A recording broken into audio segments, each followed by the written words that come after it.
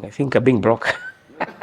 My name is Aziz Mohamed Omar, and I am the founder and CEO of Ukonga.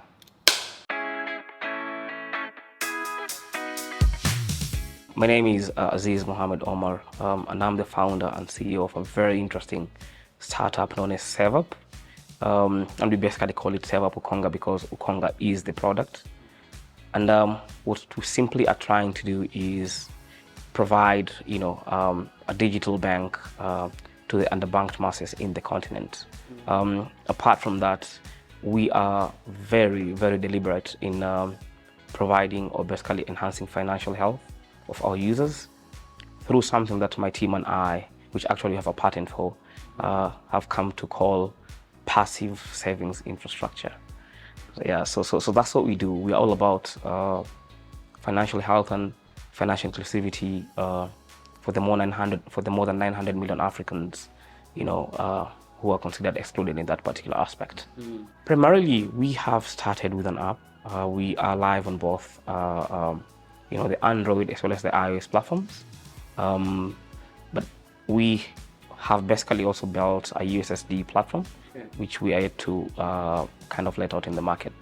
But our users are able to access our product using the apps. So we have kind of closed it to Kenya for now because of regulation purposes. And then as we move along, we'll basically be able to open it up. It's interesting. I think being broke, if I may call it that way. Well, literally, but on a serious note, it was simply, the fact that I realized that there's a lot of wastage, of financial resources, especially at an individual level, and I was like, something needs to be done by somebody. And I can actually relate that to the aha moment that I got. And that was sometimes in, give or take 2020, when I actually walked into my local supermarket and I bought whatever goods that I bought. And at the end of that transaction, they gave me my spare change. I think it was around, give or take, 4 shillings. Right, Joe, you and I, and I'm pretty certain you've been doing this. You do shopping, you get those coins, and you basically throw them in the donation tin, or probably throw them in your car. I did that then, but then when I got home, I was like, wait a minute. I've been doing this, for the entirety of my life. What if there was kind of a platform that would have allowed me to actually save these coins, for a better future? And that basically was an aha moment, and that's what we ended up building initially as the passive savings infrastructure product. That's a very good question. I think what makes us unique is the fact that we are about financial health and passive savings first. And you'll hear me talking more and more about the passive savings infrastructure. Because you and I know, especially in this market, we are, one, a mobile-driven kind of economy. 2, we are now kind of getting to what I call, a passive credit infrastructure kind of market, whereby if at any point you don't have money, just go to your mobile phone and ask for money for someone, people will give you money. But that's not very healthy, so we try to do the opposite. We basically try to enable you save as much as you can. I gave you a very good example of, instead of throwing out those coins, you're actually able to save them using our platform that is Ukonga. And apart from that, you use our product and you actually get, some financial incentives that we're able to give you to help you in your financial health journey. I've had several of those.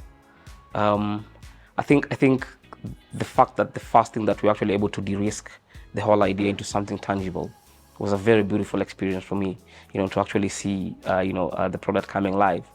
And I think the other beautiful thing that happened to us is when we hit our 30,000 user base market, with almost, minimal marketing, just word of mouth, like, okay, people are actually trusting us, But I also think, I've had very, very good experiences, especially when we were actually able to, get our strategic partners, including but not limited to UBA Bank, Union Pay International. I won't talk much about it for now. And I was also super excited when we finally got the backing of the regulators of CBK. So, just super excited, man. Yeah. I think the biggest has been the waiting for things to unfold, waiting for the regulators to, kind of give you the green lights, waiting for those strategic partnerships to move through the line. And the reason why I say so is because sometimes that waiting can actually kill you. So that literally has been the biggest. But then, of course, just like any startup out here, capital has been a big issue. But the fact that we're not the only people facing that, I can't count that as one of the biggest issues we've had. Two critical things. One is the whole aspect of the deepening of the knowledge. Of course, we're in the startup field, we have our experiences, we've got our knowledge, but then you get to work with people like Startup 360, and they impact more knowledge in you. And secondly, and most importantly, is the aspect of networking. The program has given us some very interesting people to network with that help us, of course, in our day-to-day businesses and also in fundraising. That experience is beautiful, super beautiful, super motivating, super eye-opening, and we've got to meet some very interesting men and women who basically are going to help us achieve our objectives. The lessons are simple, as per my observation. Almost everybody is passing through the same terrain. You basically have to look at things from a long view perspective and basically try to run your race. 10 years from now, God willing, we'll not be serving Kenya, we'll be serving not only Kenya, but the wider East African region, and God willing, at least 20 African markets.